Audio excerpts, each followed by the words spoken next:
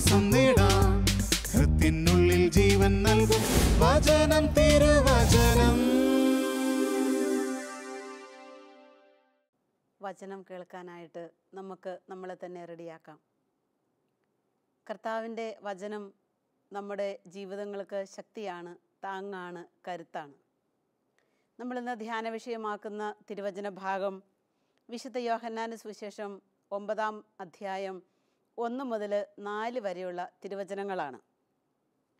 ജെറുസലേമിലേക്കുള്ള യാത്രാമധ്യേ യേശുവും ശിഷ്യരും കൂടെ ഇങ്ങ് നടന്നു പോകുമ്പോൾ വഴിയരികിലിരിക്കുന്ന ഒരു ജന്മന അന്ധനായൊരു കുരുടനെ കാണുകയാണ്. അപ്പോൾ ശിഷ്യന്മാർ യേശുവിനോട് ചോദിക്കുന്ന ഒരു ചോദ്യമുണ്ട്. ഗുരുവേ, ഇവനിങ്ങനെ അന്ധനായി ജനിച്ചത് ഇവൻ്റെയോ ഇവൻ്റെ മാതാപിതാക്കളുടെയോ പാപത്തിൻ്റെ ഫലമാണോ? ഇതെല്ലാം കേട്ട് യേശു ശിഷ്യരോട് പറയുന്ന ഒരു മറുപടിയുണ്ട്. ഇവൻ്റെയോ ഇവൻ്റെ മാതാപിതാക്കളുടെയോ പാപത്തിൻ്റെ പരിണിതഫലമായിട്ടല്ല ഇവൻ ഇങ്ങനെ ജനിച്ചിരിക്കുന്നത്. പ്രത്യുത ദൈവത്തിൻ്റെ മഹത്വം ഇവനിൽ പ്രകടമാകേണ്ടതിനാണ്. ദൈവത്തിൻ്റെ മഹത്വം ഇവനിൽ പ്രകടമാകേണ്ടതിനാലാണ് ഇവൻ ജന്മന അന്ധനായിരിക്കുന്നത്. എന്ന് വെച്ചാൽ യേശുവിൻ്റെ ഈ പ്രബോധനത്തിൽ നിന്ന് നമുക്ക് മനസ്സിലാക്കാനായിട്ട് സാധിക്കുന്ന ഒരു പ്രധാനപ്പെട്ട കാര്യം എന്താണെന്ന് ചോദിച്ചാൽ, ശാപങ്ങളുടെ പാപങ്ങളുടെ ബന്ധനത്തെ കർത്താവ് അവിടെ എന്നേക്കുമായിട്ട് നിഷേധിക്കുന്നത് നമ്മൾ കാണുകയാണ്. അത് ശിഷ്യന്മാരുടെ ചോദ്യത്തിന് ഈശോ അങ്ങനെ ഉത്തരം കൊടുത്തത്, ഇവനിങ്ങനെ അന്ധനായി ജനിച്ചത് അവൻ്റെ അപ്പനും അമ്മയും പാപം ചെയ്തതുകൊണ്ടല്ല, അതുകൊണ്ടല്ല അവൻ അന്ധനായി ജനിച്ചത്. പിന്നെ എന്താ അന്ധനായി ജനിച്ചതെന്ന് ചോദിച്ചാൽ അത് ദൈവത്തിൻ്റെ മഹത്വം അവനിൽ പ്രകടമാകുന്നതിന് വേണ്ടിയിട്ടാണ്. പാപത്തെയും ശാപത്തെയും ഒക്കെ കർത്താവ് അവിടെ വളരെ ബോധപൂർവം നിഷേധിക്കുകയാണ്. മനുഷ്യൻ ഇന്ന് പാപം ചെയ്ത് ദൈവത്തിൽ നിന്ന് അകന്ന് ദൈവത്തിൻ്റെ വരപ്രസാദം നഷ്ടമാക്കി അവൻ തന്നെ സ്വയം ശാപത്തിലും പാപത്തിലും ചെന്ന് വീഴുകയാണ് ചെയ്യുന്നത്. അല്ല, ദൈവം അവനെ അങ്ങനെയല്ല സൃഷ്ടിച്ചത്. നമ്മുടെ തന്നെ പ്രവൃത്തികൾ നിമിത്തം, നമ്മുടെ തന്നെ പാപചിന്തകൾ നിമിത്തം നമ്മൾ ശാപത്തിന് തന്നെ അടിമകളായി നമ്മൾ മാറുകയാണ് ചെയ്തത്. കർത്താവിന് നമ്മളെക്കുറിച്ച് നോക്കുമ്പോൾ അങ്ങനെ ഒരു പദ്ധതിയേ ഇല്ല. കർത്താവ് പറഞ്ഞു അവൻ അന്ധനായി ജനിച്ചത് ദൈവത്തിൻ്റെ മഹത്വം അവനിൽ പ്രകടമാകാൻ വേണ്ടിയിട്ടാണെന്ന്. നമുക്കറിയാം, പാപത്തിൻ്റെ പരിണിത ഫലമെന്ന് പറയുന്നത് അത് നാശമാണ്. ആരുടെയും പാപം കൊണ്ടല്ല അവൻ അങ്ങനെ ജനിച്ചത്, പക്ഷെ പാപത്തിൻ്റെ പരിണിത ഫലമുണ്ട്, അത് നാശമാണ്. തിന്മ വിതയ്ക്കാനായിട്ടാണ് പിശാച് വന്നിരിക്കുന്നത്. നമ്മൾ തിരുവചനത്തിൽ സങ്കീർത്തന പുസ്തകം 10:7 ഇപ്രകാരം കാണുന്നുണ്ട്, അവൻ്റെ വായ ശാപവും വഞ്ചനയും ഭീഷണിയും കൊണ്ട് നിറഞ്ഞിരിക്കുന്നു.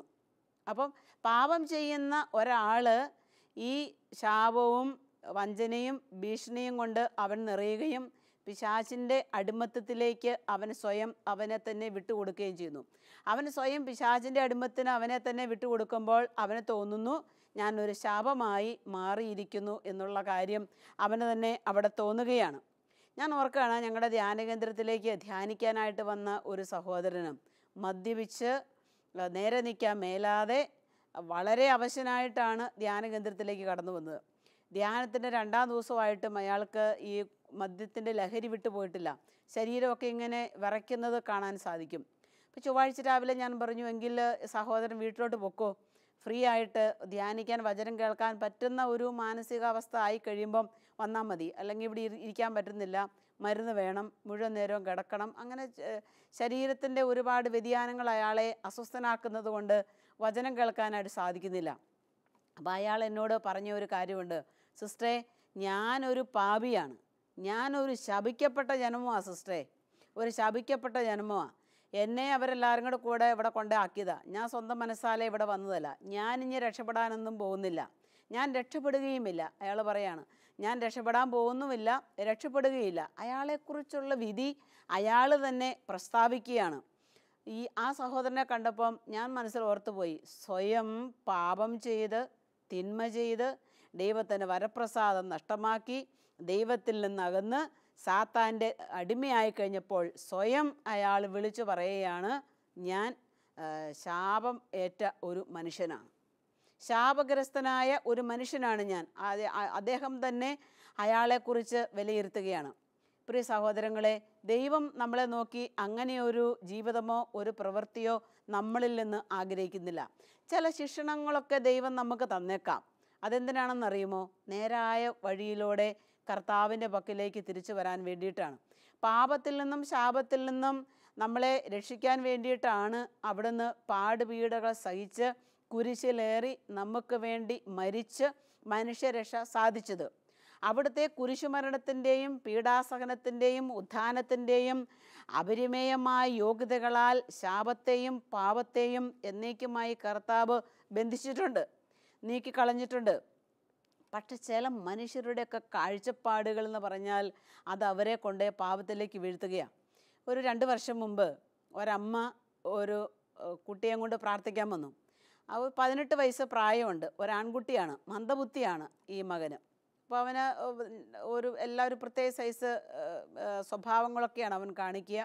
വായിക്കകത്തുനിന്ന് വെള്ളം ഇങ്ങനെ ഒഴുകിക്കൊണ്ടിരിക്കുന്നു. അവനെ ഒറ്റനോട്ടത്തിലെ കണ്ടാൽ തന്നെ അറിയാം ബുദ്ധിക്ക് ഇച്ചിരി കുറവുള്ള കുട്ടിയാണെന്നുള്ള കാര്യം. അമ്മ പ്രാർത്ഥിക്കാൻ വന്നിരുന്നിട്ട് ആദ്യമേ തന്നെ ചോദിച്ചൊരു കാര്യമുണ്ട്, സിസ്റ്ററെ, എൻ്റെയോ എൻ്റെ ചേട്ടൻ്റെയോ എൻ്റെ അപ്പൻ്റെയോ അമ്മയുടെയൊക്കെ പല പാപത്തിൻ്റെയും ഫലമാണോ സിസ്റ്റർ ഈ കൊച്ചു ഇങ്ങനെ ജനിച്ചത്? 4 പിള്ളേരുണ്ട്, പക്ഷേ ഈ കൊച്ചു മാത്രമേ ഇങ്ങനെയുള്ളൂ.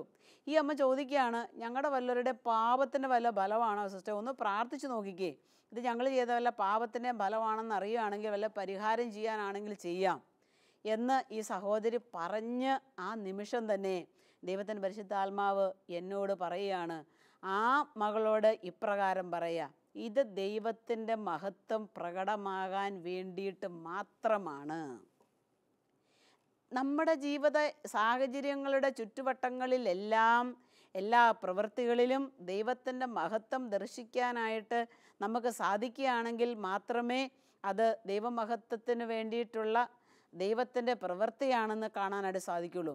വാസ്തവത്തിൽ ഈ കുഞ്ഞിനെ ജന്മനാ തന്നെ നല്ല കുട്ടിയായിട്ട് ദൈവത്തിന് ജനിപ്പിച്ചുകൂടെ? ജനിപ്പിക്കാം, യാതൊരു സംശയവും ഇല്ല അതിനകത്ത്. പക്ഷേ ദൈവത്തിൻ്റെ മഹത്വവും ദൈവത്തിൻ്റെ കരുണയും ദൈവത്തിൻ്റെ സ്നേഹവും ഇങ്ങനെയുള്ളവരിലൂടെ പ്രകടമാകണമെന്ന് ദൈവനിശ്ചയം പൂർത്തീകരിക്കാൻ വേണ്ടിയിട്ടാണ് ആ കുഞ്ഞിനെ അങ്ങനെ ദൈവം സൃഷ്ടിച്ചത്. അതല്ലാതെ അത് ആ കുഞ്ഞിൻ്റെ വീട്ടിൽപ്പെട്ടവർ ചെയ്തതിൻ്റെ പാപത്തിൻ്റെ ഫലമല്ല, മാതാപിതാക്കളുടെ പാപത്തിൻ്റെ ഫലമല്ല. പല മനുഷ്യരും ഇങ്ങനെ ഈ കാര്യത്തെ തെറ്റായ രീതിയിൽ വ്യാഖ്യാനിക്കുന്നത് കേട്ടിട്ടുണ്ട്. അതുകൊണ്ട് ഇങ്ങനെയുള്ള ഈ ബുദ്ധിമുട്ടുകൾ അനുഭവപ്പെടുന്ന മനുഷ്യരെ സംബന്ധിച്ച് അവരുടെ മനസ്സിൻ്റെ ഭാരം വളരെ വലുതാണ്. ഞങ്ങളിങ്ങനെ പാപം ചെയ്തുകൊണ്ട്, ഞങ്ങളിങ്ങനെ പാപികളായിക്കൊണ്ട്, ഞങ്ങൾക്കിങ്ങനെ ശാപം ലഭിച്ചതുകൊണ്ട് ഇങ്ങനെയെല്ലാം വന്നിരിക്കുന്നു എന്നുള്ളൊരു ചിന്തയാണ്. ഇവിടെ ഈ തിരുവചന ഭാഗത്തിൽ ക്രിസ്തു ശിഷ്യൻ ഇങ്ങനെ ചോദിക്കുവാണല്ലോ, ഇവൻ്റെ മാതാപിതാക്കളുടെ പാപത്തിൻ്റെ പരിണിതഫലം കൊണ്ടാണോ ഇങ്ങനെ ജനിച്ചത്? യേശു അവരുടെ കാഴ്ചപ്പാടുകളെ തിരുത്തി കൊടുക്കുകയാണ്. യേശു തിരുത്തി കൊടുക്കുക, അങ്ങനെയല്ല അതിന് കാരണമെന്ന് പറഞ്ഞ് തിരുത്തി കൊടുക്കുക.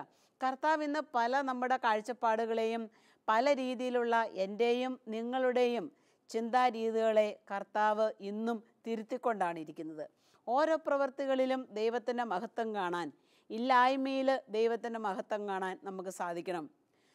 കഴിഞ്ഞ മുമ്പത്തെ വർഷം ഉണ്ടായ കാറ്റിൽ കുറേ റബ്ബർ മരങ്ങളും തെങ്ങും വീടിൻ്റെ മേൽക്കൂരയൊക്കെ കാറ്റെടുത്തുകൊണ്ട് പോയ ഒരു സഹോദരന് അവിടെ പ്രാർത്ഥിക്കാനായിട്ട് വന്നു.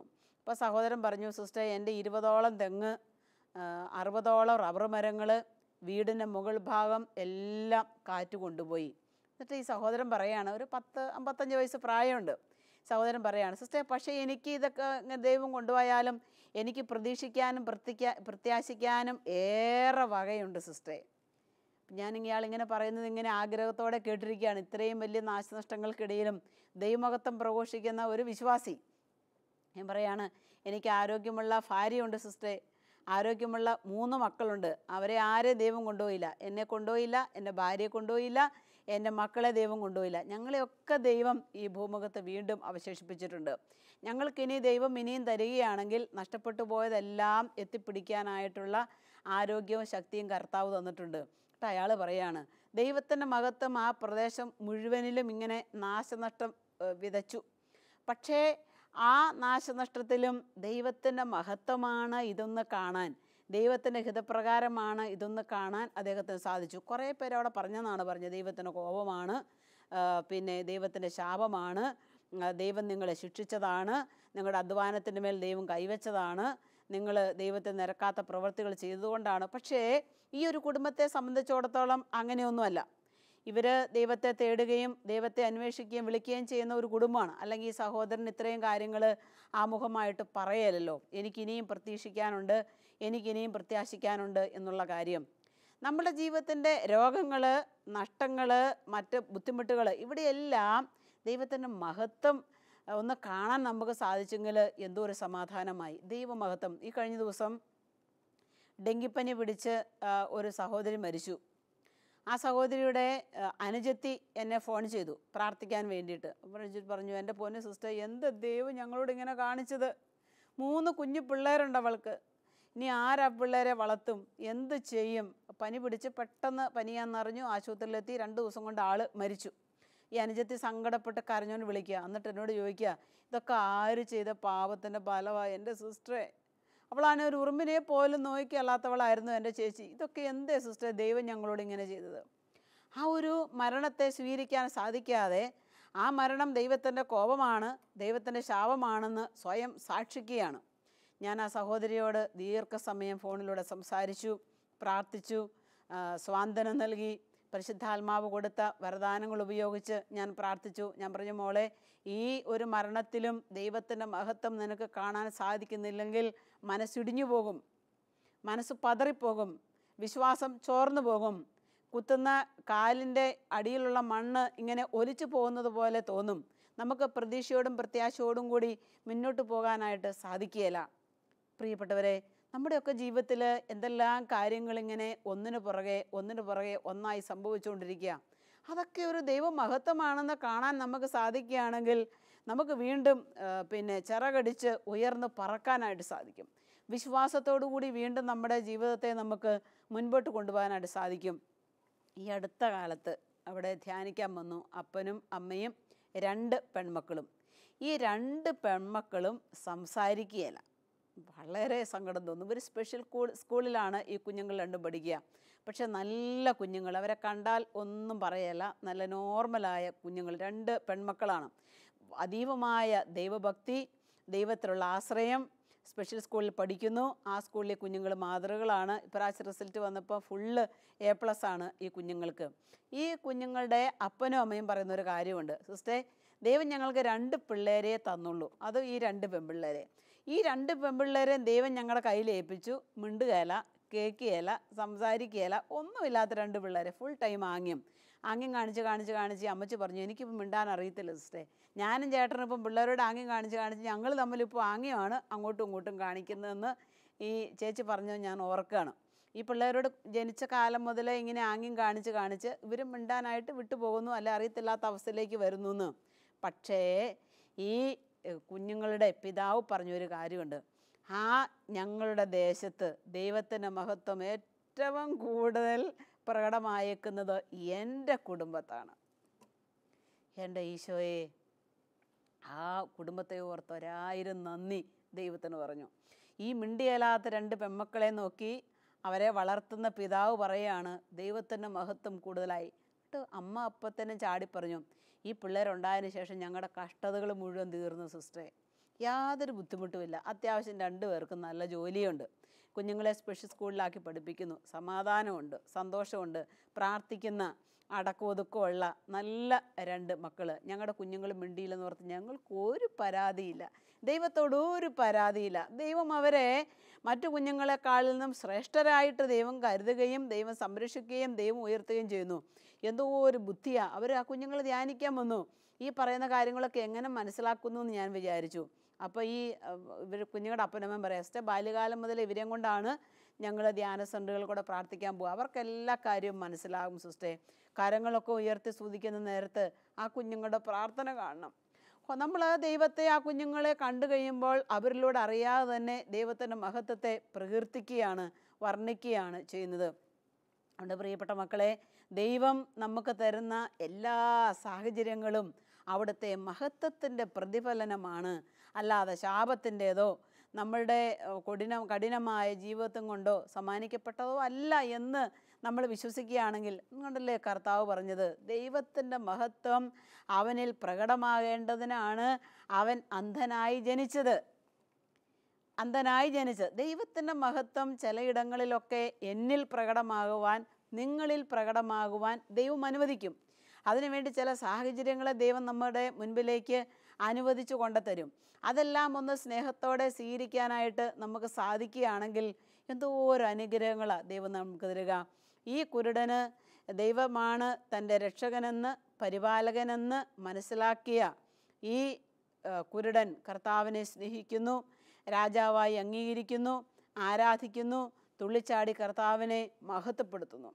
ദൈവത്തിൻ്റെ പദ്ധതി പ്രകാരം ജീവിക്കുന്ന ഒരാത്മാവിന് ഏത് രീതിയിലുള്ള ബുദ്ധിമുട്ടുകൾ ആഞ്ഞടിച്ചാലും അവർ ദൈവത്തെ വിട്ട് ഒരു പ്രകാരത്തിലും മുന്നോട്ടോ പുറകോട്ടോ പോകുകയില്ല.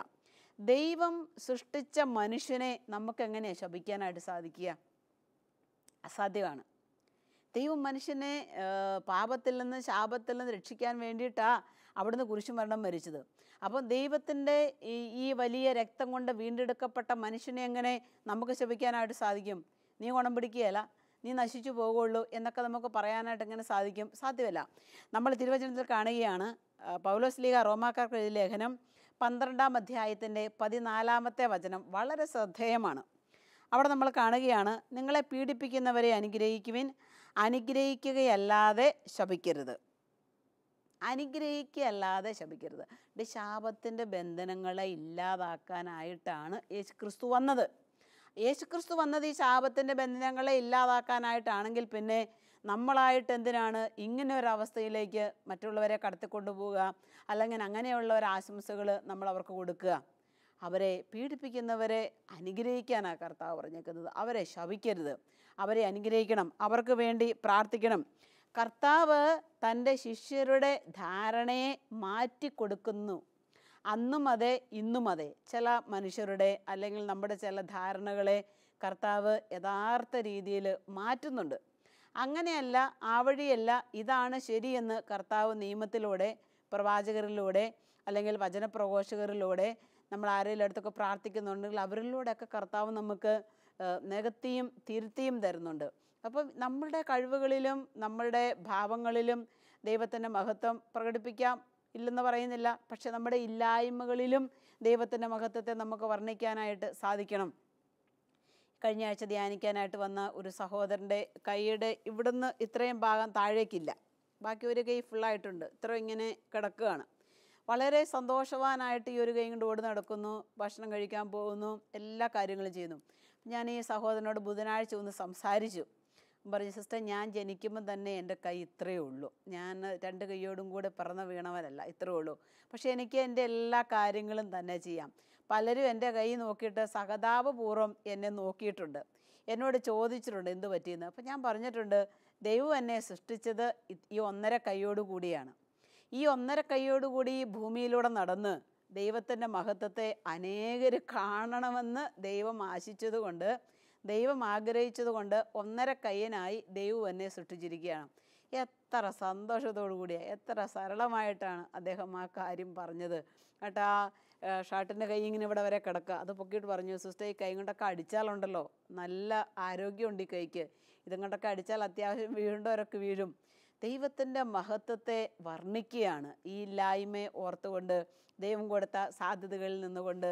അതുകൊണ്ട് പ്രിയപ്പെട്ട സഹോദരി സഹോദരന്മാരെ, ദൈവം നമുക്ക് തരുന്ന എല്ലാ സാധ്യതകളെയും നല്ല മനസ്സോടെ കാണാൻ, ചില നമ്മുടെ ആത്മാവിൻ്റെ ഭാവങ്ങളിലൊക്കെ തിരുത്തലുകൾ വേണ്ടിടത്തൊക്കെ ഒന്ന് തിരുത്തലുകൾ സ്വീകരിക്കാൻ, നമ്മുടെ നിലപാടല്ല യേശുക്രിസ്തുവിൻ്റെ നിലപാട് എന്ന് സ്വീകരിക്കാൻ തക്കവണ്ണം കർത്താവിലേക്ക് നമ്മുടെ വിശ്വാസത്തെ ധീരതയുടെ ഒരു സാക്ഷ്യമാക്കി മാറ്റാനായിട്ട് നമുക്ക് സാധിക്കുന്നുണ്ടെങ്കിൽ അത് വലിയ ഒരു കാര്യമായിട്ട് മാറും. അപ്പം ഈ ഒരു മഹത്വം നമുക്ക് കർത്താവിനെ സ്നേഹിക്കുന്നതിനുള്ള ഉപാധിയായിത്തീരും. അതിലൂടെ കർത്താവിനെ ആരാധിക്കുവാൻ നമുക്ക് സാധിക്കും. അതിലേക്ക് അനേകരെ നമുക്ക് ദൈവസ്നേഹത്തിൻ്റെ കാരുണ്യത്തിലേക്ക് കൊണ്ടുവരാൻ സാധിക്കും. പാപത്തിൻ്റെ പരിണിത ഫലമല്ല അന്ധത എന്നത് കർത്താവ് അവിടെ കൃത്യമായും വ്യക്തമായും പറഞ്ഞു കൊടുക്കുകയാണ്. പാപത്തിൻ്റെ ഫലമല്ല അന്ധത. അപ്പോൾ ഓർക്കുക, ചില കാര്യങ്ങളിലൊക്കെ നമ്മുടെ മനസ്സിൻ്റെ ചില തീരുമാനങ്ങളൊക്കെ മാറ്റിക്കളയുക. ഞാൻ പാപം ചെയ്തതുകൊണ്ട് എൻ്റെ മക്കൾ ഇങ്ങനെ ആയിപ്പോയി എന്ന് പറഞ്ഞ് കരയുന്ന ഒത്തിരി മാതാപിതാക്കളെ സിസ്റ്റർ കണ്ടിട്ടുണ്ട്. ഈ ദിവസവും കൂടെ ഒരു പിതാവ് എൻ്റെ അടുത്ത് വന്നിരുന്ന് പറഞ്ഞു കരഞ്ഞു, സിസ്റ്ററെ 18 വയസ്സ് വരെ നല്ല മോനായിരുന്നു, ആൾത്താരെ കയറുമായിരുന്നു, കുർബാനയ്ക്ക് കൂടുമായിരുന്നു, ലേഖനം വായിക്കുമായിരുന്നു, പറഞ്ഞാൽ കേൾക്കുമായിരുന്നു. അവനെ പഠിക്കാനായിട്ട് ബാംഗ്ലൂർ കൊണ്ടേയാക്കി. അവിടെ ചെന്ന് കൂട്ടുകാരുടെ കൂട്ടിൽപ്പെട്ടു, ലോകത്ത് പെട്ടു. അവന് മദ്യപിക്കും, പുകവലിയെടുക്കും. അങ്ങനെ ഒത്തിരി ദുശീലങ്ങളിലേക്ക് കൊച്ച് ക്രമേണ വീണു. പള്ളിയിൽ പോകാതായി, മാതാപിതാക്കളെ വിളിക്കാതായി, പഠിക്കുന്ന കോളേജിൽ നിന്ന് അവന് ബാക്കടിക്കാൻ തുടങ്ങി. അങ്ങനെ ഒരുപാട് കുറവുകൾ ഈ കൊച്ചിനിൽ കാണാൻ തുടങ്ങിയപ്പോഴേക്കും പപ്പ ഓടി വന്നേക്കാണ് പ്രാർത്ഥിക്കാൻ. സിസ്റ്റേ, ഇതെന്തോ സിസ്റ്റർ ഒന്ന് പറയുമോ, എന്തുകൊണ്ടാണ് ഇങ്ങനെ കുഞ്ഞ് ഇങ്ങനെ ആയിത്തീർന്നത്? ഞാൻ പറഞ്ഞു, അത് അവൻ്റെ സ്വന്തം പ്രവൃത്തികൾ കൊണ്ട് അവനായി തീർന്നതാ, നിങ്ങളുടെ പ്രവൃത്തികൾ കൊണ്ട് അവനായി തീർന്നതല്ല. അവൻ്റെ സ്വന്തം പ്രവൃത്തികൾ കൊണ്ട് അവനങ്ങനെ ആയി തീർന്നതാണ്. എൻ്റെ പ്രിയപ്പെട്ടവരെ, നമ്മളുടെ പ്രവൃത്തികൾ ദൈവത്തിൽ നിന്ന് നമ്മളെ അകറ്റുന്നത് ആക്കാതിരിക്കാനായിട്ട് എന്തെല്ലാം ചെയ്യുവാനായിട്ട് നമുക്ക് സാധിക്കുമോ അതൊക്കെ ചെയ്യുവാനായിട്ട് നമുക്ക് സാധിക്കണം. നമ്മുടെ പ്രവൃത്തികൾ തിന്മയാണെന്ന് കണ്ടാൽ അത് നമുക്ക് മാറ്റിവെക്കാനായിട്ട് സാധിക്കട്ടെ. ഒരു പരാജയം നമ്മുടെ ജീവിതത്തിലേക്ക് കടന്നു വന്നു, ആ പരാജയം കൊണ്ടെല്ലാം തീർന്നു എന്ന് നമ്മൾ വിചാരിക്കരുത്. ഒരു പരാജയം കഴിഞ്ഞാൽ പിന്നെ ഒരു വിജയം നമ്മളെ കാത്തിരിപ്പുണ്ട്. നമ്മളത് വിശ്വസിക്കണം. ആ പരാജയവും ദൈവമഹത്വത്തിനാണ്. ഇങ്ങനെ ഒരു പരാജയം എനിക്ക് ആവശ്യമായിരുന്നു എൻ്റെ ജീവിതത്തിൽ. അതുകൊണ്ട് ഞാൻ എളിമപ്പെട്ടു, അതുകൊണ്ട് ഞാൻ ദൈവത്തെ അന്വേഷിച്ചു, അതുകൊണ്ട് ഞാൻ ദൈവത്തെ കണ്ടെത്തി. ഈ പരാജയം വന്നുകൊണ്ട് കൂടുതൽ ഞാൻ പ്രാർത്ഥിച്ചു. പിതാവ് പറയാണ്, കൊച്ചിങ്ങനെ വഷളായി പോയതുകൊണ്ട് ഞാൻ ഓടിപ്പോയി ധ്യാനം കൂടി. ഇപ്പോൾ സിസ്റ്ററിൻ്റെ അടുത്ത് ഞാൻ ഓടി പ്രാർത്ഥിക്കാൻ വന്നു, വേറെയും പ്രാർത്ഥനക്കാരുടെ അടുത്തോട് പൊയ്ക്കൊണ്ടിരിക്കുക. ഇങ്ങനത്തെ സ്വഭാവമൊന്നും എനിക്കില്ലായിരുന്നു സിസ്റ്ററെ. കൊച്ചിങ്ങനെ ആയിപ്പോയെന്ന് തിരിച്ചറിഞ്ഞ ഉടനെ തന്നെ പ്രാർത്ഥനയിലേക്ക് പോയി. നമുക്ക് ഒരു പരാജയം നമ്മളെ ദൈവത്തിലേക്ക് കൊണ്ടുപോയി എത്തിക്കും എന്നുള്ളതിനും യാതൊരുവിധ സംശയവുമില്ല. അപ്പോൾ കർത്താവിൻ്റെ പദ്ധതികളെല്ലാം, നമ്മൾ കടന്നുപോയ വഴികളെല്ലാം, ഇനി കടന്നു പോകാനിരിക്കുന്ന വഴികളെല്ലാം ദൈവമഹത്വത്തിൻ്റെ അച്ചാരമാണെന്ന് കാണാനായിട്ട് നമുക്ക് വിശ്വാസത്തിൻ്റെ ഒരു ഉൾക്കണ്ണുണ്ടെങ്കിൽ ഒരുപാട് അസ്വസ്ഥതകൾ നമ്മളെ വിട്ടുപോകും. അതുകൊണ്ട് ഓർക്കുക, നമ്മളിപ്പോൾ ഫേസ് ചെയ്യുന്ന എല്ലാ ബുദ്ധിമുട്ടുകളും, രോഗങ്ങളും, പ്രശ്നങ്ങളും, കുടുംബത്തിൻ്റെ സങ്കടകരമായ ഓർമ്മകളും ഇതൊന്നും ഇങ്ങനെയല്ല എന്ന് ഗുരു നമ്മളെ തിരുത്തുമ്പോൾ നമുക്ക് പ്രാർത്ഥിക്കാം. കർത്താവ് തരുന്ന ആ ഒരു കാഴ്ചപ്പാടിലേക്ക് നമ്മുടെ കൊച്ചു ഹൃദയങ്ങളെ എടുത്തുയർത്തണമേ എന്ന് നമുക്ക് പ്രാർത്ഥിക്കാം. ഒരു നിമിഷം നമുക്ക് പ്രാർത്ഥിക്കാം. ദിവ്യഗുരുവായ ഈശോയെ, അവിടുന്ന് ശിഷ്യരുടെ കാഴ്ചപ്പാടുകളെ തിരുത്തി കൊടുത്തല്ലോ. ഞങ്ങളുടെ ജീവിതത്തിൻ്റെ പല മേഖലകളിലും തിരുത്തലുകൾ വേണ്ടവരാണ് ഞങ്ങൾ പലതും തെറ്റായി വിശ്വസിക്കുന്നു, തെറ്റായി കൊണ്ടു നടക്കുന്നു. കർത്താവെ, അവിടുന്ന് പറഞ്ഞതുപോലെ ദൈവത്തിൻ്റെ മഹത്വം ഞങ്ങളുടെ ജീവിതത്തിൻ്റെ ഓരോ പ്രശ്നങ്ങളിലും ബുദ്ധിമുട്ടുകളിലും പ്രകടമാകേണ്ടതിനാണ് ഇതെല്ലാം എന്ന് വിശ്വസിപ്പാൻ ഞങ്ങളെ സഹായിക്കണമേ. അങ്ങയുടെ പ്രബോധനത്തോട്, അങ്ങയുടെ വചനത്തോട് ആമേൻ പറയുവാൻ ഞങ്ങളെ എല്ലാവരെയും ശക്തരും ധീരരുമാക്കി തീർക്കണമേ. ആമേൻ.